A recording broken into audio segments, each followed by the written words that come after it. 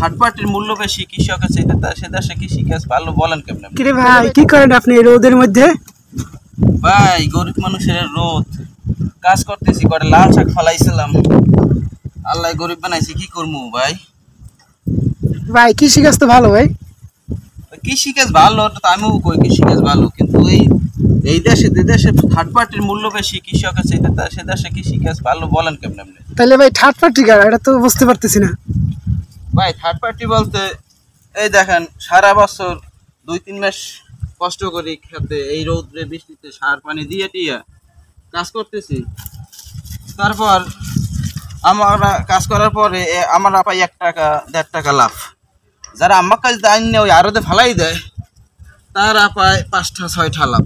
তার বলেন আমরা সারা বছর 2-3 মাস কাজ করলে কষ্ট করি, এত কষ্ট ক্লাস করলে পাই 1 টাকা লাভ, আর হ্যাঁ একদিনে পায় 5 টাকা লাভ, তাহলে হ্যাঁ মূল্য বেশি নেই দেশে। হ্যাঁ ভাই বুঝতে পারছি, তাহলে আপনি কোনটা বোঝাতে চাইছেন? তাহলে বলেন ভাই, এইভাবে যদি হয় তা কৃষকরা বাঁচবে? কৃষকরা আগ্রহ করে কাজ করবে?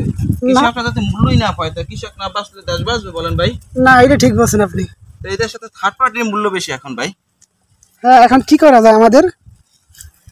সরকারের পদক্ষেপ নেওয়া উচিত, যেন কৃষক বাঁচে, কৃষকরা একটু মূল্যায়ন করে।